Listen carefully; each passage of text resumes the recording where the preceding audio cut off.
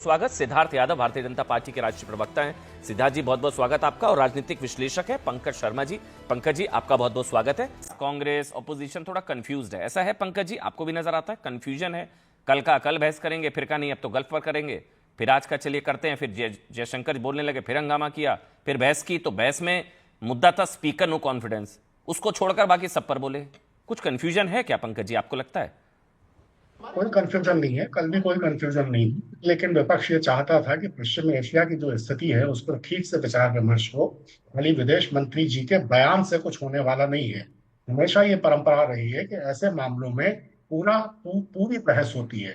और कम से कम इतना तो होता ही है कि अगर विदेश मंत्री एक बयान दें तो उसके बाद उस बयान पर आधारित सवाल पूछने की इजाजत विपक्ष के सांसदों को दी जाती है। कल वो भी नहीं किया गया। और स्पीकर के खिलाफ जो लाया गया है प्रस्ताव उनको हटाने का 94C में, तो वो एक अलग तरह का प्रस्ताव है। आज उस पर जो भी चर्चा हुई है वो पूरी तरह मौजूद है। मैं एक मिनट आपको टोक सकता हूं सर, आपकी इजाजत से? आपने कहा जयशंकर के बयान का कोई मतलब नहीं, यही कहा ना आपने अभी? मैंने ये नहीं कहा, मैंने ये कहा कि सिर्फ विदेश मंत्री के बयान देने से कोई अर्थ नहीं निकलता है जब नहीं, तक कि कोई अर्थ संसद नहीं में उस निकलता, पर लेकिन पूरी बहस ना हो। सर सिर्फ एक तरफा एक मिनट, बयान दे देने से नहीं होता है। प्रियंका वाड्रा कह रही थी keen to hear what he will say. Priyanka Vadra ने कहा कि मैं, अब मेरे को एक बार बोलने दीजिए। प्रियंका वाड्रा ने कहा मैं सुनना चाहती हूं विदेश मंत्री क्या कहते हैं। ये मैंने सर्च किया क्योंकि मेरे को ध्यान था, मैं कंफर्म कर रहा था, हो सकता मैं गलत ना बोलूं। प्रियंका वाड्रा ने बोला कि कब बोलेंगे विदेश मंत्री, मैं उनको सुनना चाहती हूं। आप कह रहे हैं कि उनके बोलने से कुछ फर्क नहीं पड़ता। पहले आप कह रहे थे कब बोलें कब बोले कब बोलें, जब बोलने लगे तो फिर बवाल हंगामा। थोड़ा बहुत कंफ्यूजन शायद है सर, नहीं? किसी भी मामले में किसी भी मंत्री के बयान के बाद एक परंपरा है, नियम है कि विपक्ष को उस पर सवाल पूछने की इजाजत दी जाती है। क्या नहीं, कल ये उनको इजाजत सुनना दी था नहीं गई? सुनना था सर? नहीं, सुनना था तो सुन लिया तो ना। नहीं सुना लेकिन ना, उसके वही बाद तो। जब नहीं नहीं, आपको उसके सर तय बाद जो करना सवाल होगा। उठाने हैं वो भी तो उठाने देने चाहिए। नहीं सर, मैं वही क्लियर करना सुनना चाह था रहा था तो पंकज सुना। जी। आप ज्यादा जानकार हैं सर, सीनियर हैं, मैं पूछना चाह रहा हूं कांग्रेस के स्टैंड को लेकर। पहले का कब बोलेंगे कब बोलेंगे कब बोलेंगे, प्रियंका वाड्रा ने कहा keen to hear what he will से।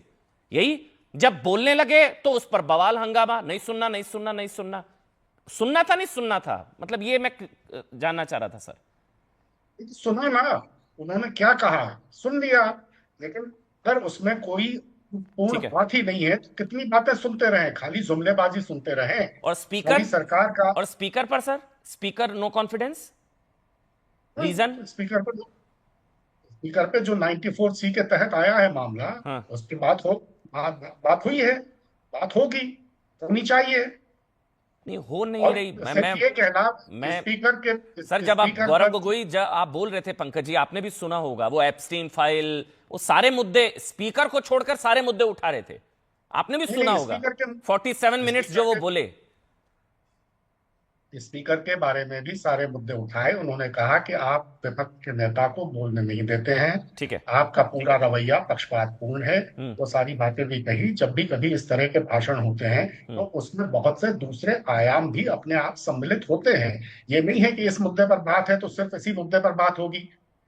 उसके उससे जुड़े हुए बहुत से मुद्दों पर, सरकार की नाकामी पर, तरह की चीजों पर एक हाँ। एक बात होती है।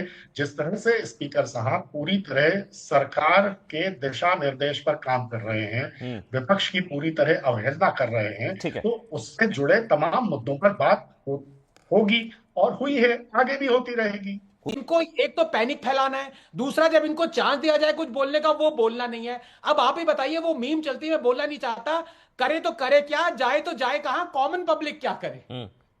बताइए पंकज जी, आप ही एक बार जवाब दे दीजिए, फिर मैं सिद्धार्थ जी आपके पास आऊंगा। आप लोग पैनिक क्रिएट करना चाह रहे हैं और क्लैरिटी है, क्लैरिटी इस चीज की, बस संसद नहीं चलने देनी, इस चीज को लेकर फुल क्लैरिटी है सर आप लोगों की। आपकी मतलब कांग्रेस की सर, माफ करिएगा, आपकी नहीं, आप तो न्यूट्रल हैं सर। संसद तो मुझे लगता है कि ये सरकार ही अनंत नहीं जी क्यों चलाना हंस रहे हैं, चाहती। आनंद जी हंस रहे हैं, आप दोनों क्यों हंस रहे हैं भाई? जी पंकज जी आप बोलिए ना, न्यूट्रल सर प्लीज। सरकार, मुझे लगता है सरकार ही संसद को चलाने में गंभीर नहीं है। हम्म। लेकिन ये कहना कि ओम बिरला जी के को हटाने के बारे में लाए गए प्रस्ताव पर बाकी सब बातें कही गई और मुद्दे की बात नहीं कही गई। 1954 में जीवी मावलंकर के खिलाफ आया था यस, ऐसा ही प्रस्ताव। ठीक है। विघ्नेश्वर मिश्रा जी उसके मुखर थे, उन्होंने उस वक्त जो भाषण दिया था उसका वर्बटम निकाल के पढ़ लीजिए कि इसमें क्या क्या कहा गया था। हम्म। फिर 1966 में आया सरदार हुकुम सिंह के खिलाफ इसी तरह का प्रस्ताव, वो स्पीकर थे। मधु लिमये जी उसके मुखर थे। मधु लिमये जी का भाषण पढ़ लीजिए वर्बटम कि वो किस तरह का था। फिर 1987 में बलराम जाखड़ जी थे स्पीकर, और उनके खिलाफ सीपीएम के सोमनाथ चटर्जी लाए थे इसी तरह का प्रस्ताव। सोमनाथ चटर्जी साहब ने किस तरह का भाषण दिया था। इन तमाम भाषणों को जब आप पढ़ेंगे तो आप पाएंगे कि जब कभी भी इस तरह के मुद्दों पर चर्चा होती है तो व्यापक अर्थों में चर्चा होती है। इसमें यह कहना कि स्पीकर साहब से जो ऐतराज है उन पर बात कम हुई और दूसरे विषयों पर ज्यादा हुई, ऐसा नहीं है। ठीक है, किसी तरह का कोई कंफ्यूजन नहीं है। ठीक है। ऐसा पहले आपने एक प्रश्न पूछा था कि मुझे और आनंद को हंसी क्यों आ रही है, तो हंसी इस बात पे आ रही थी कि पंकज जी जो कह रहे थे ना कि परंपरा रही है, पंकज जी बिल्कुल ठीक बोल रहे थे कि किसी भी मसले पर सुओ मोटो अगर मंत्री भाषण देता है तो उसके बाद प्रश्न उत्तर की परंपरा रही है। लेकिन बस पंकज जी को जो आपने कहा ना न्यूट्रल है, तो उन्होंने अपनी न्यूट्रलिटी दिखाते हुए एक अर्धसत्य उसमें जोड़ दिया उन्होंने। ये परंपरा सिर्फ राज्यसभा में है, लोकसभा में नहीं है। पंकज जी आप चेक कर लीजिएगा, आपने बहुत लंबे समय तक ये काम किया है, ठीक है। आपने संसद को कवर किया, हमने भी संसद को कवर किया, और वो भी सवाल ऐसे पूछे जाते हैं, सारे लोग एक साथ सवाल पूछते हैं, उन सारे सवालों का एक साथ मंत्री उत्तर देता है। जिस तरह का हंगामा कल लोकसभा में विपक्षी दल के सांसद कर रहे थे, उस तरह की कभी कोई परंपरा नहीं है। आपने मावलंकर से लेके मधु लिमये से लेके बलराम जाखड़ तक का उदाहरण गिना दिया, जनेश्वर मिश्र तक का, लेकिन ये हल्का सा जो ट्विस्ट दे दिया ना आपने, संसद कह दिया लोकसभा और राज्यसभा को, इससे आपको बचना चाहिए था। चेक कर लीजिएगा, ये परंपरा नहीं है। अमन जी, इसलिए मुझे हंसी आ रही थी कि इतने वरिष्ठ आदमी कितनी सफाई से विपक्ष को बचाने के लिए लोकसभा को राज्यसभा को अंतर नहीं बता रहे हैं जनता को। तो जनता को जब इसमें दो चीजें हो सकती हैं सर, विपक्ष को बचाने के लिए जानकारी का अभाव, आपको जानकारी का अभाव भी हो सकता है, विपक्ष को बचाने के लिए क्यों मानकर चलते हैं? नहीं नहीं नहीं नहीं अमन जी, मैं ये मान नहीं सकता कि पंकज जी जैसे सीनियर आदमी को, जिनका पत्रकारिता का इतना लंबा अनुभव रहा है, उनको इस बात की जानकारी ना हो। बिल्कुल ठीक बात। पंकज जी ने लंबे समय तक संसद को भी कवर किया है, इसलिए हो सकता है स्लिप ऑफ द माइंड हो गया होगा, लेकिन ये ठीक नहीं है। ये पंकज जी कांग्रेस को क्यों बचाएंगे, अपोजिशन को क्यों बचाएंगे? पंकज जी क्यों बचाएंगे अपोजिशन को? ये मार्क्सवादियों की प्रविधि है सर, कि अश्वत्थामा हतो नरो वा कुंजरो के जाने के पहले शंख बजा दो ताकि जनता कंफ्यूज रहे। अर्धसत्य। तो इसी में बेचारे द्रोणाचार्य ने अस्त्र त्याग दिया था। सिद्धार्थ जी आ रहा हूं, फराज भाई आ रहा हूं, आप बताइए एक मिनट। पंकज जी, आप जानकारी का अभाव या विपक्ष को बचा रहे थे आप? क्योंकि मैंने तो न्यूट्रल आपको सम्मान दिया, न्यूट्रल कह के आपने मेरी बेइज्जती करवा दी सर। मैंने तो न्यूट्रल कहा था आपको सर। न जानकारी का अभाव, न मैं विपक्ष को बचा रहा हूं, न मैं मार्क्सवादी हूं अनंत जी। सारी प्रक्रियाएं, सारे नियम और सारी परंपराएं, उनका कोई एक तकनीकी पहलू ही नहीं होता है। अब आप ये तकनीकी वर्ण लेकर कि ये लोकसभा में नहीं होता है, ये राज्यसभा में होता है। अरे अगर विदेश मंत्री एक महत्वपूर्ण मसले पर अपना वक्तव्य दे रहे हैं, खुद दे रहे हैं, तो उसमें विपक्षी सांसदों के प्रश्नों का उत्तर देने में से कतराने की कोई जरूरत नहीं है। किसी भी सरकार को विपक्षी सवालों का जवाब देना चाहिए। सवाल कतराने का नहीं था पंकज जी, सवाल कतराने का नहीं था। मैं तो सिर्फ परंपरा की बात कर रहा हूँ। परंपरा मेरा वचन ही शासन पर नहीं होता है सर। चलिए, हो सकता है कवर फायर हो अपोजिशन को, वो भी आजादी है, वो भी लोकतंत्र में आजादी है। पंकज जी अगर बचाना भी चाह रहे हैं अपोजिशन को तो वो भी अभिव्यक्ति की आजादी है। देखिए अमन जी, पंकज जी की बात सुनकर मेरे को ध्यान आ गया कि जो बच्चे एग्जाम्स की तैयारी करते हैं वो दो तरीके से करते हैं। या तो वो केवल पास्ट ईयर क्वेश्चन पेपर को पढ़ते हैं या फिर वो पूरी किताबों को पढ़ते हैं। अब जो रेफरेंसेस वो पहले आए हुए सदन में अविश्वास प्रस्ताव जो स्पीकर के खिलाफ आए हैं उनकी परंपराओं को उठा करके ही आज चर्चा करना चाहते हैं, तो आप कौन से वाले स्टूडेंट है उसका चयन कर लीजिए। ये पहली बात। और दूसरी बात, आप किसी बात पर चर्चा चाहते हैं तो चर्चा के लिए स्टेटमेंट तो सुनेंगे। अमन जी, कितनी छोटी सी बात है, गल्फ में वॉर हो रहा है, देश के विदेश मंत्री अपना बयान दे रहे हैं। ठीक है पंकज जी, आपको भी लगता है कि भाई थोड़ा क्राइसिस भाई दुनिया भर में असर होगा? वो ऑब्वियस सी बात है, असर होगा। इतना बड़ा युद्ध है मिडिल ईस्ट में, महायुद्ध जैसी स्थिति है, तो असर तो होगा। लेकिन इस वक्त र्यूमर मॉन्गरिंग कह लीजिए या पैनिक भी फैलाने की कोशिश ऑपोजिशन की तरफ से की जा रही है। ऐसे आरोप लग रहे हैं कि खत्म हो जाएगा, हफ्ते का रह गया, ये तो पैनिक क्रिएट होगा। पंकज जी, विपक्ष इसमें कोई सनसनी नहीं फैला रहा, कोई पैनिक नहीं फैला रहा है। ये तो सिर्फ सामने है, सरकार को एलपीजी सिलेंडरों की कीमतों में भारी इजाफा करना पड़ा है। उसका बुकिंग पीरियड बढ़ा दिया गया है। युद्ध शुरू होने के बाद से हमारे शेयर बाजार में भारतीय निवेशकों के कम से कम 30 लाख करोड़ रुपए यानी 300 खरब रुपए डूब चुके हैं। ये अच्छी बात है कि हमारी सरकार ने साफ कर दिया है कि पेट्रोल डीजल के दाम बढ़ाने की नौबत तभी आएगी जब क्रूड के दाम $130 पार कर जाएंगे। आज कल थे दाम कल पहुंच गए थे $119। 119 यस प्रति 90 भी बैरल। हो गए। क्योंकि ट्रंप की तरफ से कुछ संकेत मिले कि शायद युद्ध जल्दी खत्म हो जाएगा। तो मुश्किलें हैं। ये ठीक है कि जो हमारे नरेंद्र भाई मोदी के मित्र हैं ट्रंप साहब, उनकी एक व्यक्तिगत नहीं, सनक पंकज जी ऐसा नहीं है। मैं आपने मुझे डिबेट में गलत साबित कर दिया। मैं आपको न्यूट्रल कहता हूं और आप फिर ऐसी बात करते हैं। वो पैनिक क्रिएट करने की कोशिश हुई है सर, अपोजिशन की तरफ से हुई है सर। 10 बार बोला गया है। राहुल गांधी के खुद मैं पोस्ट दिखा दूंगा, सामने खोल चुका हूं।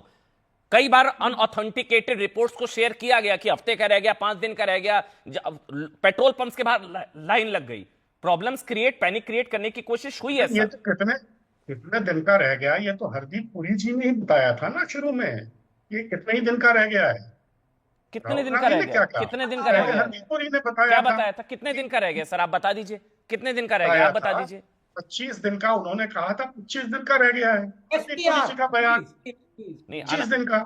आनंद, सिद्धार्थ और आनंद दोनों पहले निकाल के देख लीजिए। आनंद सिद्धार्थ और बाद में आनंद उस दोनों बयान से सरकार पलट गई, ये अलग बात है, लेकिन ठीक है। सबसे पहले हरदीप पुरी जी ने ये कहा। 25 दिन का बचा है भाई। सिद्धार्थ जी, आनंद जी, गलत। नहीं, देखिए, बिल्कुल गलत, बिल्कुल उन्होंने गलत। एसपीआर की, सॉरी, एक मिनट, पहले सिद्धार्थ फिर आनंद, पहले सिद्धार्थ। जी अमन जी बिल्कुल गलत। ये तथ्य भी झूठा है, यही वो प्रोपेगेंडा है, यही वो भ्रम है। 6 to 8 वीक्स का तो भारत का रिजर्व है। रादर जितना हमारे पास अभी है वो 74 दिन का है, 74 डेज, और इंपोर्ट्स कंटिन्यूइंग है।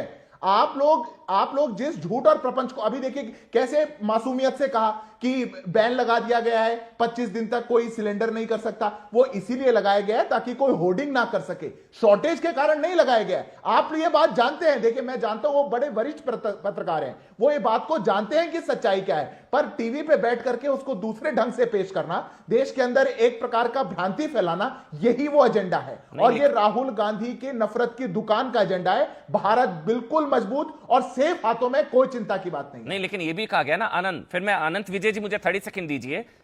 ये आनंद भी आप कुछ बोलना चाह रहे थे। ये भी तो कहा गया कि ईरान से रिश्ते खराब कर लिए, इस चक्कर में संकट हो रहा है। सारे पोस्ट आज ये हैं सर, आप गलत कह रहे हैं, माफ करिएगा पंकज जी। सारे पोस्ट आज ये हैं कि इस क्राइसिस में कैसे अपॉर्चुनिटी ढूंढकर मोदी को गाली दी जाए कि ईरान से रिश्ते खराब कर लिए, इसलिए देश में तेल का संकट आ गया। ये कहा गया। आनंद बोलिए आप, फिर मैं आनंद जी आपके पास आ रहा हूं।